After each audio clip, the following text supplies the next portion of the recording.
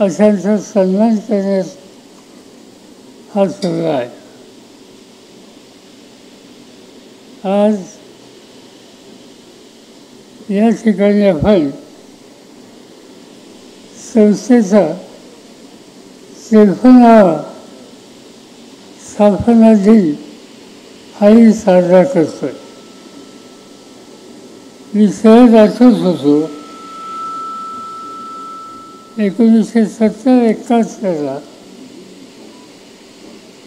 आम्ही लोकांनी विचार केला इथे काहीतरी नवीन करायचं. मी स्वतः ॲडव्होकेट खवणे आम्ही सगळे महाराष्ट्र एज्युकेशन सोसायटी इथे जे हायस्कूल आहे तिथून शिकून बाहेर आलो. नंतर बारामती विस्तारित व्हायला लागली, कुटुंब वाढली, शिक्षणाच्या संदर्भात 1-2 शाखा होत्या आणि प्रवेशाच्या समस्येला तोंड देणं हे काम फारसांना करावं लागायचं. पुण्याशिवाय पर्याय नव्हता आणि मुलांना पुण्याला पाठवणं हे सगळ्यांनाच शक्य नसायचं. मी नुकताच महाराष्ट्राच्या विधानसभेला निवडून गेलो होतो आणि 71-72 महाराष्ट्र सरकारमध्ये मंत्रिमंडळात राज्यमंत्री म्हणून काम करण्याची संधी मला त्यावेळी मिळाली होती. आणि त्यावेळेस साहजिकच लोकांच्या अपेक्षा अधिक होत्या. माझं नवीन शिक्षणाचं दालन हे कसं उभं करता येईल याचा विचार आम्ही करत होतो. मला आठवतंय त्यावेळेचे आमचे सरकारी विनोद कुमार गुजर, खुशालचंद साजे, डॉक्टर इम्रान शहा, अप्पासाहेब जाधव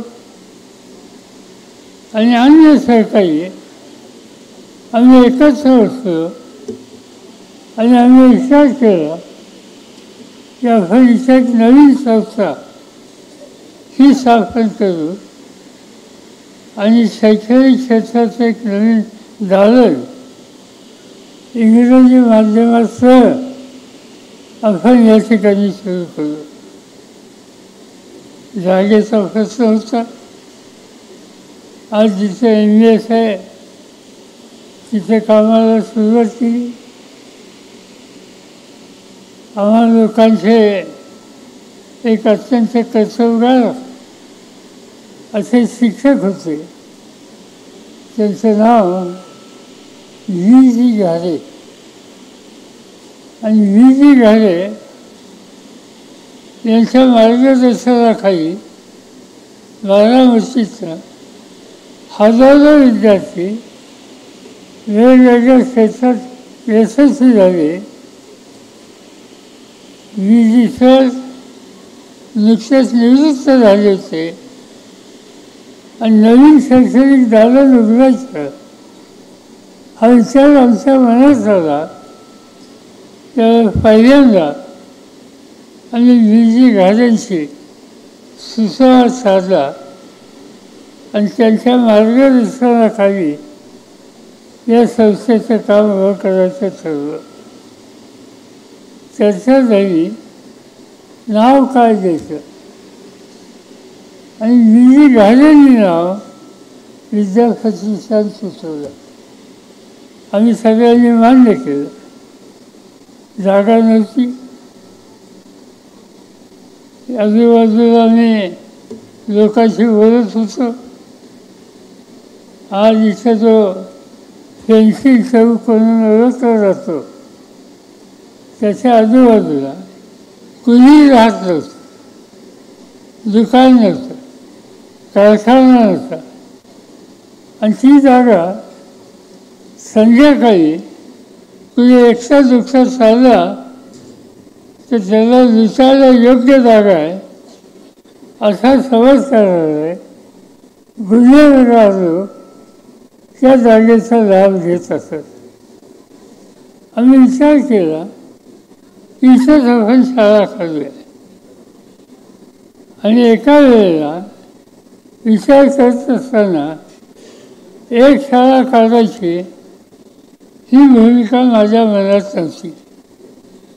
मी विचार करत होतो पुढच्या 50-100 वर्षात आणि पुढच्या 100 वर्ष ज्या ज्या गरजा ज्या ज्या मागण्या येतील त्याची पूर्तता करू शकू एवढी विस्तीर्ण जागा ही आपण प्राप्त केली पाहिजे. आणि जवळपास 170-71 एकर जागा या ठिकाणी आम्हाला मिळाली. आणि त्याच्यातून हे विद्यापीठांचं प्रांगण तयार झालं. शाखा काढल्या, मराठी मीडियमची शाळा, इंग्लिश मीडियमची शाळा, CBSEची शाळा, law college, arts science commerce college, बायोटेक्नॉलॉजीचं कॉलेज, असं एका मागोमाग अनेक विद्येच्या शाखा या ठिकाणी उभ्या केल्या. आणि सुदैवानं उत्तम प्रकारची फॅकल्टी ही सुरुवातीपासून या संस्थेला मिळाली. आणि या सर्व शिक्षक, अध्यापक आणि प्राचार्य यांच्या गुणवत्तेमुळं संस्थेच्या सर्व शाखांचा एक दर्जा एक वेगळ्या दृष्टिकोनातून वाढला. आणि त्याचा परिणाम या संस्थेची वाढ झाली, विद्यार्थ्याची संख्या वाढली, हजारो विद्यार्थी नंतर बाहेर पडले. आणि आज महाराष्ट्राचं एक उत्तम शैक्षणिक संकुल तुम्हा सगळ्यांच्या पाठिंब्यानं आणि विशेषतः अध्यापकांच्या, शिक्षकांच्या कष्टानं आज या ठिकाणी उभं राहिले. यामध्ये अनेकांचे आशीर्वाद होते. आमचा प्रयत्न होता की एका बाजूने उत्तम शिक्षक, दुसऱ्या बाजूने विद्यार्थ्यांची पूर्ण तयारी, तिसऱ्या बाजूने त्यांना सगळ्या सुविधा आणि चौथ्या बाजूने वेगवेगळ्या क्षेत्रातल्या लोकांचे विचार, मुलामुलींचे आणि इव्हन अध्यापकांच्या कानावर पडतील आणि त्याच्यातून त्यांची विचारशक्ती ही वाढीला लागेल या दृष्टिकोनातून अनेकांना आम्ही या संकुलामध्ये निमित्त केलं. या देशाचे राष्ट्रपती अब्दुल कलाम त्यांनी या ठिकाणी भेट दिली. मुलांच्या समोर त्यांचं मार्गदर्शन झालं. या देशाचे प्रधानमंत्री के गुजराल त्यांनी या ठिकाणी भेट दिली, विद्यार्थ्यांशी सुसंवाद केला. या देशाचे सध्याचे प्रधानमंत्री नरेंद्र मोदी त्यांनी या ठिकाणी विजिट केली. इंग्लिश मीडियम स्कूलचं उद्घाटन त्यांनी स्वतः या ठिकाणी केलं. असे अनेक नावं सांगता येतील. मग अटल एनर्जीचे काकोलकर असोत, या देशाच्या माजी राष्ट्रपती प्रतिभाताई पाटील असोत, अशी अनेक नावं सांगता येतील. त्या लोकांनी या संस्थेला भेटी दिल्या आणि विद्यार्थ्यांना मार्गदर्शन केलं. आणि त्याच वेळेला आम्ही हा विचार केला की एक उत्तम सभागृह इथं असलं पाहिजे. आणि आज आपण बसतोय हे सभागृह त्यावेळेला आम्ही लोकांनी तयार केलं. कमिटी होती, कमिटीने सांगितलं की याला तुमचं नाव द्यायचं म्हणजे माझं. मी स्वच्छ सांगितलं हे होणार नाही. हे सभागृह महाराष्ट्राच्या संगीताच्या साहित्याच्या क्षेत्रामध्ये ज्यांनी प्रचंड योगदान केलं अशा व्यक्तिमत्वाच्या नावाने होईल आणि त्याच्यामध्ये आम्ही ग.दी. माडगूळकर यांचं नाव या ठिकाणी दिलं. आनंदाची गोष्ट आहे त्याच्या उद्घाटनाला कुणी यावं? साक्षात लता मंगेशकर आल्या, स्वतः माडगूळकर आले, अनेक असे मोठे लोक या ठिकाणी येऊन आपले विचार मांडून गेले. आणि त्या सगळ्यामुळं त्या संस्थेच्याकडे बघण्याचा दृष्टिकोन सगळ्यांचाच अत्यंत पॉझिटिव्ह झालेला. हजारो विद्यार्थी बाहेर पडले, वेगवेगळ्या शाखेतून बाहेर पडले. आणि आज मी बघतो केंद्र सरकारमध्ये अधिकारी भेटतात, काही अधिकारी नंतर थांबतात आणि हळूच सांगतात मी विद्याप्रतिष्ठानचा माझी विद्यार्थी. मी इंग्लंडला, अमेरिकेला, अन्य देशात जात असतो आणि या देशामध्ये भारतीय समाजाचे लोक ज्यावेळेस भेटतात मला, कमीत कमी 5-10 तरी लोक भेटणारे असं सांगत असतात की आम्ही विद्याप्रतिष्ठानचे विद्यार्थी आहोत आणि आम्ही 12वी शिकलो.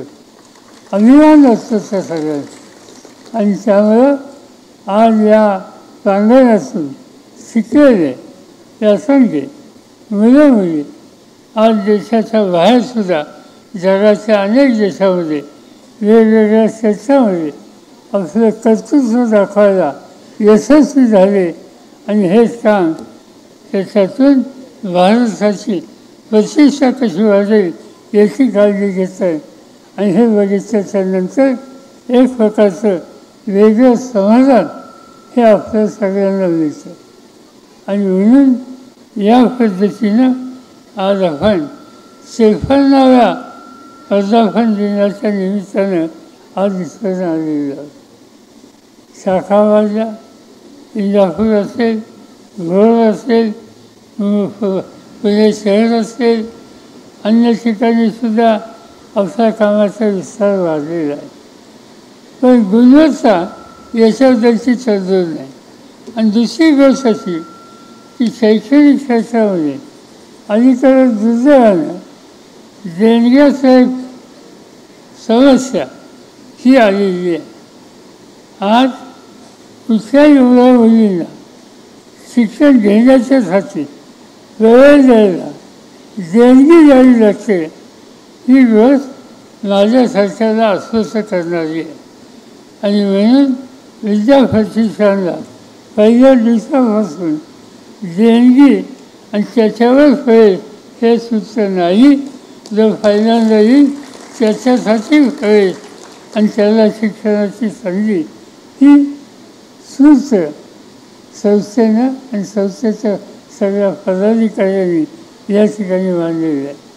मला आनंद एका गोष्टीचा आहे की मी स्वतः मर्यादित वेळ देऊ शकतो, पण आज व्यासपीठावर बसलेले सगळे पदाधिकारी आहेत, हे सगळेजण अत्यंत बारकाईनं संस्थेच्या कामात लक्ष घालतात.